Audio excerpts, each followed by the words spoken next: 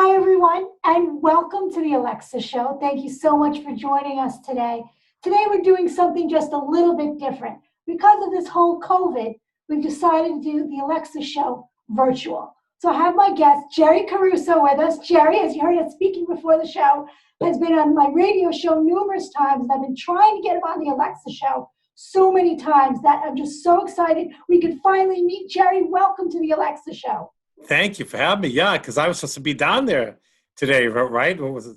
Yeah, because of Yes. everything. It's like, oh, Yeah, you so know, now this whole new world of Zoom, which I think is incredible. So we can it get is. everybody close together. And as everybody knows, with Zoom, it's live, there's no editing, and we're just here just saying how it is and really just talking about what's been going on. Because so many times on my shows, we've been talking about how to find the laughter during the tough times. I think it's so hard when we're going through a lot, when there's all these horrible things on the news, that sometimes we need that peace. We need that moment of laughter just to give us some solace in our hearts. How's it been through you through this whole COVID issue?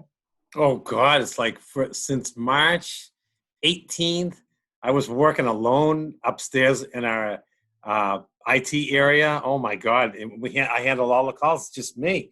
Like I'm talking to myself. I say good morning to nobody till I think it ended like last week. Finally, now there's two other people with me out of our team of seven, and I get excited because people come up and say, "Stay, stay." No, no, I just need a mouse. No, stay. Have coffee. It's like it's just crazy. But just to survive it, I mean, even with comedy's been tough because I've done one virtual comedy show. I got another one coming up, and it's different because you're doing it to an audience, and a lot of them don't do it where I say, keep all the members on. Like if there's seven in the committee, keep them on, and they forgot. So you're telling jokes to no one, but it's just so different.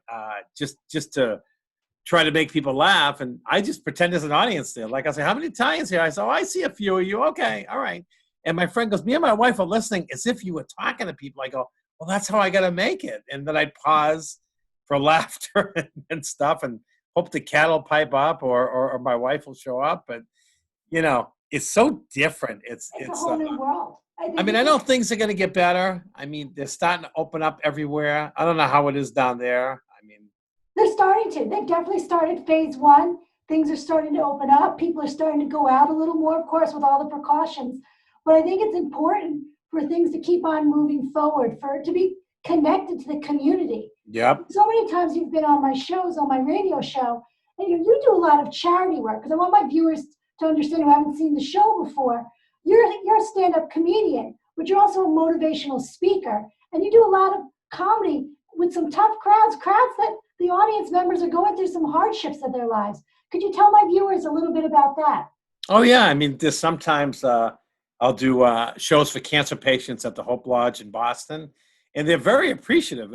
Sometimes it's a crowd of 5, 10, 15, 20, 25 has been the largest, but they have dinner and then they sit there, and it could be after a day of treatment or chemo or radiation, and it's really tough, and they come by and talk to me afterwards, but they're very appreciative that I made them laugh and make them get away from everything, and I like it. Like me and my friend Paul Durant's will do it. Paul will go through 10 minutes, sometimes 15. And I go on high energy. It's like, I just tell everybody, I pretend it's an audience of like 1,000 people. And they're just looking at me like, poor guy, I hope he's going to be okay. Hope he's on meds. Little do they know I am. But, so I'll entertain them and just make them laugh. And it's a great feeling. And sometimes like recently I've done like the tail end of last year, I did like Council on Aging, which is like elderly people. And it was so funny. A guy come up to me. He goes, look, he goes, I'm 81. I go, oh, that's nice. He goes, are you the comedian? I said, yeah. He goes, are you going to be filthy? I go, no. And he goes, shoot.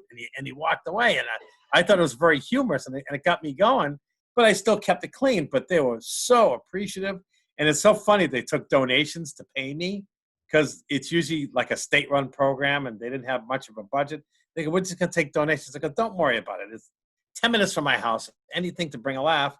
So she comes up to me after the show with an envelope full of ones. It's like I was going to a strip joint, it's like, an envelope full of ones and quarters. And I got $99.50. I go, are you kidding me? No one could have kicked in the extra 50 cents to make it $100, but it was just so comical. But they were such a nice crowd. And they were like, so doing shows like that, like I try to do out of the norm. I mean, I do a lot of comedy shows, but I like doing Rotary clubs. I like doing nursing homes, senior centers, support groups, and they all appreciate it. And it's going to be an attentive audience. No one's going to heckle me there. No, no. And I think everyone needs to find something to laugh about in life and to find that moment just to distract yourself, to kind of step away from everything that's going on. And it's not about, living in denial or not seeing what's going on, but for our mindset, for our physical, mental, spiritual beings, we need to kind of unwind our minds a little bit, kind of calm down, to have them rest and just see sometimes the beauty, the innocence, the sweetness in life, so we can kind of get through all those tough times. And I find so many times when I go to comedy shows, when I've listened to your shows, it's so powerful just to forget for a second, for a couple of minutes, where you are, who you are, what's going on, and just be with a crowd or be with an audience and laugh and say, we're all here together. We're all just wanting to have a good time. And I think it's really important to be able to let yourself to do that, to not be so serious all the time. Right. Because someone had asked me a while ago, did comedy ever help you out of anything? I go, yeah, I got diagnosed with a heart condition. And my first show back, I was on this program outside of Boston called the Steve Katzo Show. It was like a variety show, and he had me on. But it helped me out because I got like a diagnosis where I had clogged arteries. And I'm fine, thank God. Meds, exercise, and diet, and that's cool. But it's like, it just got my mind off of what I just got told, and it just made me feel better. And I had all my energy, and I'm like, oh, I can still breathe normally. I can still move around. I could do this. I don't feel any chest pain. I'm fine. And it just brought me to like a different state rather than dwelling over like, oh my God, I got clogged arteries. But it's like, thank God didn't have to have any surgery. But it really helped me through it because I was like bummed out saying like, oh my God, I hope this all works out. And, by the grace of God, it's been 4 years now, and checkups like every 6 months and stuff, getting on a treadmill. It forces me to run, which is, you don't want to see that. It's not pretty, but, it was like, so it's a good thing. So it's helped me out many times. Or if I've had a bad day and I wind up at the Hope Lodge and it was a great show and people were very appreciative and they were laughing and they were thanking me, then I walk away saying, what bad day? And that's the effect of comedy. Yes, yes. So how did you get started with comedy and motivational speaking? How did it come about? Oh, motivational speaking. I've always had the mindset where you could do anything you want, and the worst you can get, someone could tell you no. So I just approached like, let's see, I approached a support group, Brain Injury Association. They're called BIAMA, Brain Injury Association of Massachusetts. See how smart I am? And so I approached them. I go, would you like me to talk about laughter as the best medicine? They go, what's it about? I go, I talk about health benefits of laughter, and I mix in clean jokes. They go, great. And during a show, like there were people participating. There were, I got a joke for you. I go, no, it's my time. You can tell me that afterwards. But they were really cute that way. They really wanted to be a part of it, which is kind of cool. So that started and it grew. I did like 16 groups within a year and a half span. And I did 3 big shows for them. And then it moved on to other groups too, where I talked to like hospital groups or support groups in a local hospital. They said the same thing. They go, how's it going to work? I go, don't worry. Just I don't need a microphone. I'm in a room with 10, 15 people and we'll make it work. And then I've had the honor to do, there's breast cancer support groups were predominantly women, obviously. And they never had one of them never had a male speaker. And they go, we don't know how it's going to work. I go, no worries. It's going to work. Just give me the floor for like 30 minutes and I'll make them laugh. And it was good. In the beginning, I see people staring at me like, what's he going to talk about? Like a lot of people are fearful, like I'm going to make fun of the disease, which I never do. And there's no rhyme or reason to. And I don't cater it toward jokes toward what they're going through. It's jokes about me so they could turn around saying, look, if I could laugh at myself, you could laugh at yourself, which going back to Brain Injury Support Group, it spurred them to ask me to teach them how to do comedy. And I had to teach 15 brain injured patients how to do comedy. And they were really good. And 8 out of 15 did it. The other 7 just took the class and they actually paid me for it. So it's a gift from God. It was like, what's this check for? They go, for your time. You came once a week for like an hour and a half, and you drove all the way down here and you taught us. And then we had a big show, and these people were really good because I taught them how to laugh at themselves. I They were think making fun of being brain injured. It was amazing. you also taught them how to be themselves and to take a Yep. risk. I mean, Yeah. brain injured patients to say, let me learn comedy, and then to go out and do it. For someone who doesn't have a brain injury, to learn comedy and try to go do it is really tough. It really takes a lot of self-confidence. It takes a lot of, having to get up on stage, and to give that power and that empowerment to those brain injury patients so they can feel like, hey, I can do this too, really speaks volumes of who you are as a person and as a mentor and as a teacher, to let them feel that they're okay to explore and try to do that they can do this too.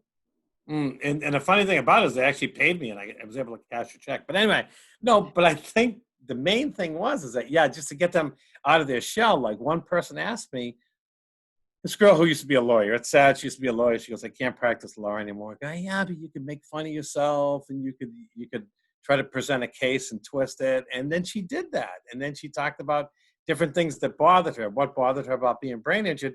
And each one of them took a little piece of that and did the same thing. So it was really kind of interesting. And I was hoping somehow they'd leak it out. And I thought they would, but I should have pushed it. I wanted them to leak it out to a local news station in Boston, not for publicity for me, but just to show people that, look at, anybody can do this, and you can help any support group in any way, whatever hobby you have, whatever talent that you can share, and you can teach them. And here they are thinking like, oh yeah, this guy's funny. And all of a sudden, 2 months later, would you mind teaching us the class? And all of them attended it. They were all interested. But like I said, a little more than half, maybe 55, 57%. I can't do the math, which is pretty good average considering that. Like I thought I'd get like 3 or 4 people, but they go, oh no, we got 8 people that want to do it. I said, holy I God. always tell people, find that niche in your life, find your story, find what makes you you, and go with it, and be able to kind of, I'm just like you. If someone tells me no, I go and do it. Like I can be a radio host, a TV show host, a psychotherapist, an act. I will do it if I want to do it, and I'll work really hard at it. And I tell people too, yes, it's hard work, but if you have that passion, if you have that drive to do it, do it. At least try and do it. And if you enjoy it, keep on doing it and do it for yourself. We're not doing it. Yes, it'd be nice. Sometimes people say, oh, I want to make money, make a living out of it. Yes, that would be great. But sometimes you have to find that joy in yourself of just being able to do it. And also the people that you meet. Like I've met you. How many amazing people I've met through doing my shows. And it's just incredible. Doors just keep on opening. And it's been what? As we were saying as the show was starting, I think it's been like 6-7 years. Wow. That we've known each other. And this is right. the time we've really seen each other face to face. Right. It's just so amazing how you can connect with people and be able to have, go through your journey and your career journey and have these different opportunities and different doors open. It's just about showing up and just being yourself and being present. Yeah, people can see that. Like people can see like you are very genuine and you're true. You speak from your heart, and it shows. And I try to be the same way. And it's like I always try to take it the next step. I always tell people, I'm not here just to do this one show. If we can do more, I'll do more with you. If you want to connect me with other people, I'll help them too. They go, what's in it for you? I go, satisfaction. That's all it is. And just, hey, if I can make them laugh and I can tell jokes and they could tell me jokes back. It's like one guy I met, Joe Regan, phenomenal guy who runs Easter Seals in Maine, the northern part of New England, Maine, New Hampshire, and Vermont. See, I got that straight. Isn't that amazing? They're all on the road too. But anyway, so I got that straight. And so he's reaching out to me to do, it's like I only known him less than a year, and we did one virtual comedy show. Now I'm doing a second radiothon for him. He's leaving now, which is kind of sad. But he said, before I leave, I want to meet with you and give you other context of other organizations or within our organization. And that's what I shoot for, because I tell a guy who I work with, don't ever close that door. Just because some guy leaves, then you say, okay, who's going to take over for you? Who should I talk to? And, that's how you do it. And it's like, I try not to be annoying. It's pretty easy, but, I try not to be annoying, but, I just try to tell people, I really want to help you. I'm sincere about it. And people can usually tell. And so I just wait for more doors to open. That's the way to do it. Yes, and I think you really have to be able to advocate for yourself. I think Yep. that's the most important thing is to really, you got to, as I said, pound the pavement. You've got to send those emails. You've got to contact people. You've got to network. And I know it can be hard for some people, and it's hard to be personable and to reach out. But I think it's so important when you're in your own business, when you have your own show or a comedian or an actress or a host, you really have to get the people in the community has to get to know you. And then Hmm. it's word of mouth. Then people refer you. Then people get to know what you're about and who you are.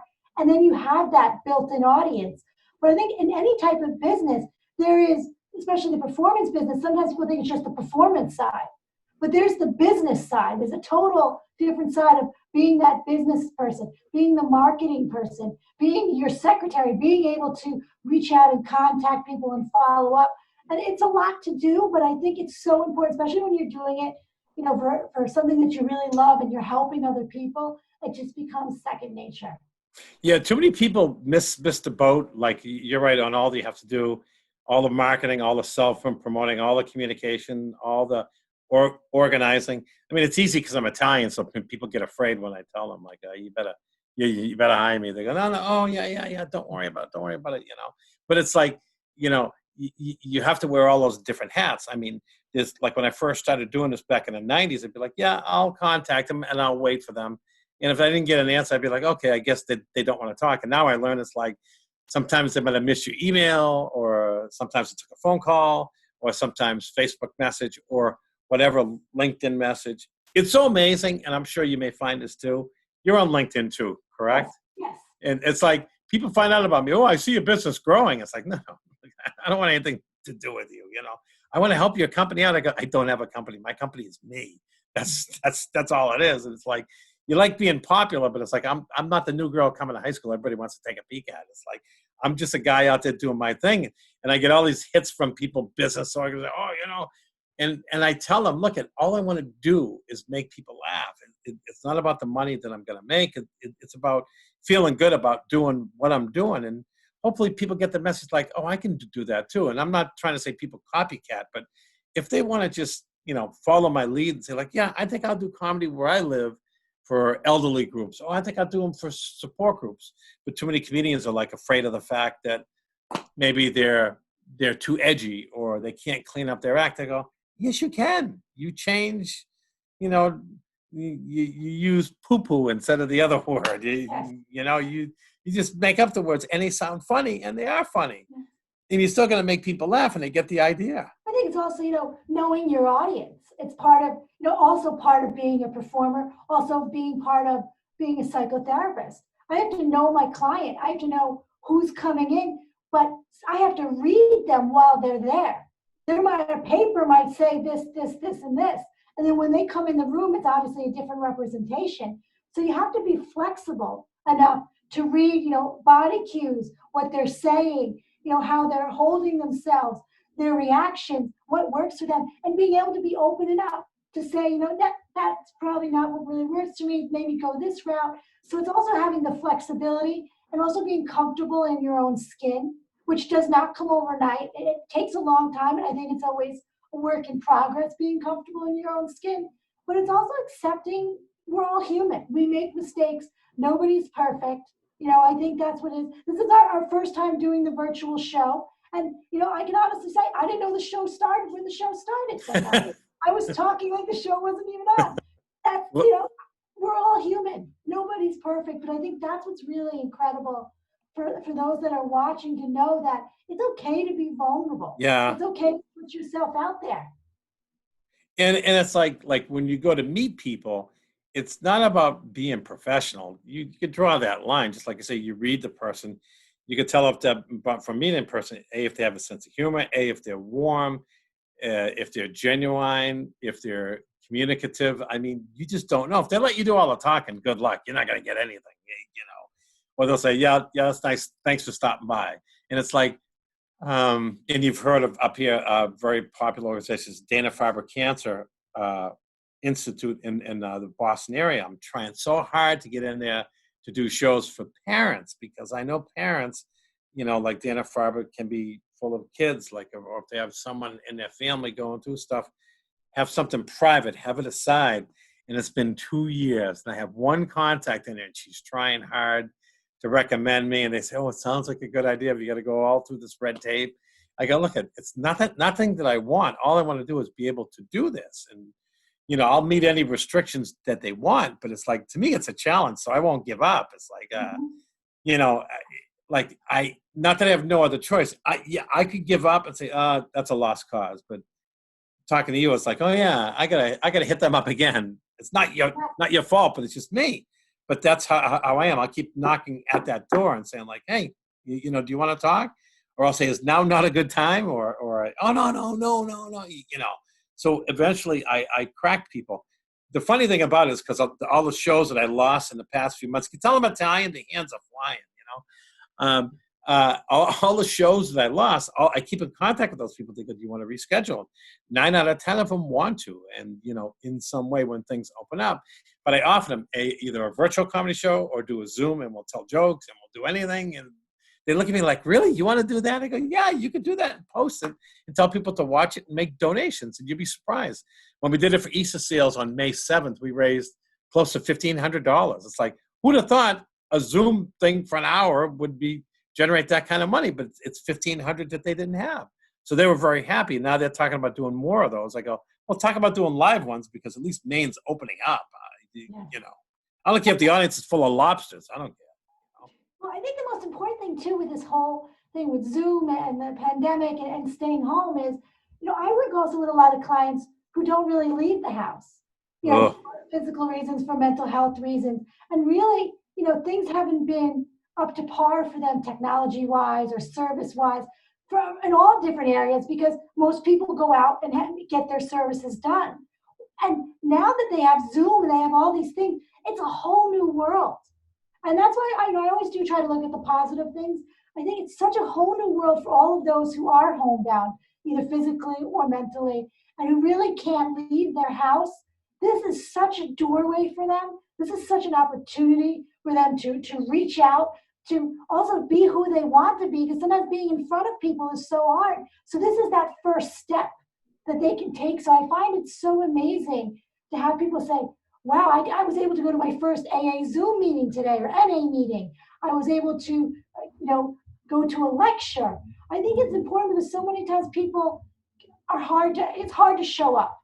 Yeah, that's true.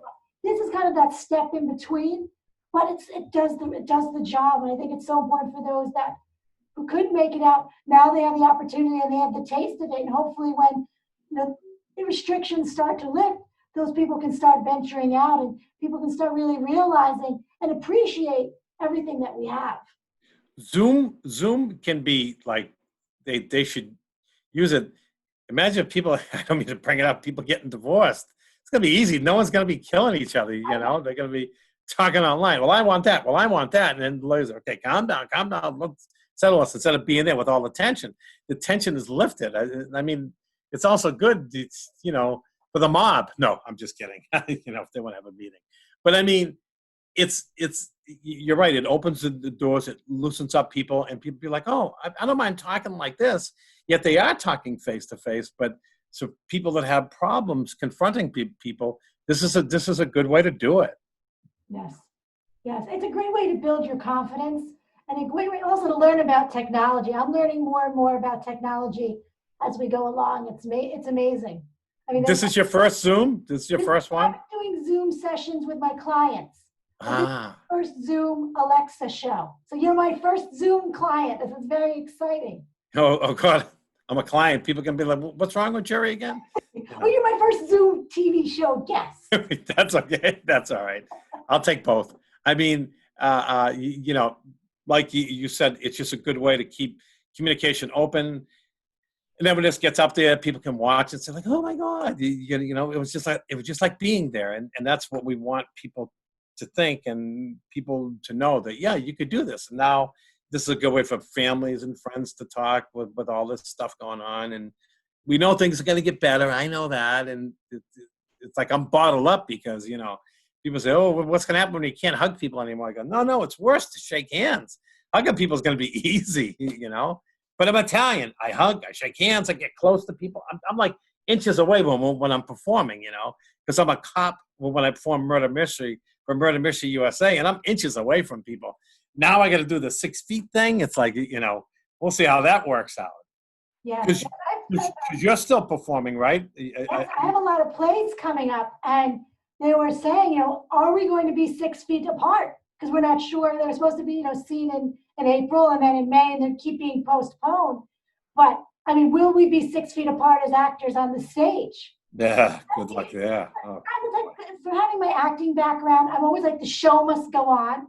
So I'm Yep. used to like everything happening. I remember I was doing a play like 2 seconds before we were going on stage. The other main actress, who I was supposed to do like literally opening 15-minute scene, all of a sudden said, "Oh my God, I'm going to get sick." This curtain went up. She ran to the bathroom and got sick, and I had to go on stage by myself and just kind of sit there, and hopefully she was going to come back on stage. Oh my! Did she come back? I did it. She finally came back about 5 minutes later, and we just kind of tried to pick up where I left off and kept moving forward. The audience never knew. So I almost kind of thrive when it comes to those things. I'm like, all right, let's do it. It's Good girl. I've learned that the show must go on no matter what. Yeah, that's like when I first started doing Murder Mystery, which, like I said, I'm the cop. So there's a host there to introduce everything, but I come in, but then I got to grab their attention right away. If I lose it, I'm a goner. And it's like immediately just my instinct was A, to try to be funny, have a funny opening line, B, to get their interest, C, to introduce myself, and D, to get them all going. So then I go table to table and ask them about, did they see the hitman that walked in the room, ran in the room, and what happened, reenact the scene for me. And then it became so easy because the first time I did it, I had to work with a guy. I trained with a guy one show, and that was it. They go, next show is yours. I go, what? And it's like throw me into a pool, without a life preserver, yet I don't know how to swim. You'll be okay. You'll be Me, fine. I pray it's a kiddie pool. So it's like, but it worked. But like you said too, in the mind of an actor, yeah, the show must go on. And people say, oh, the audience is smaller than we thought. I go, I don't care. I'm going to treat it like it's a full house. That's how I look at it as. Absolutely.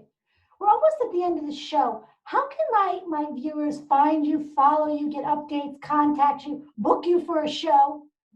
There's pictures of me in the post office. No, I'm just kidding. They could go on my website. Well, Facebook is the easiest way because I'm always on it. And people go, "You're 64. You're on Facebook." It's like I get most of my business there because people find me and they'll locate me there under my name, Jerry with a J, Caruso, Caruso. I'm on LinkedIn as well. I have a Hotmail account, Jerry_Caruso at hotmail.com. But the biggest one is like my website, www.jerryGcarusocomic.webs.com. And, I try to answer as much as possible. And I get, any support group wants me to talk, I'd be honored because I think it's a great thing, Wonderful. to help people out. And, as far as my fees, they're negotiable. It's all about covering me going here and there, and I'll go anywhere.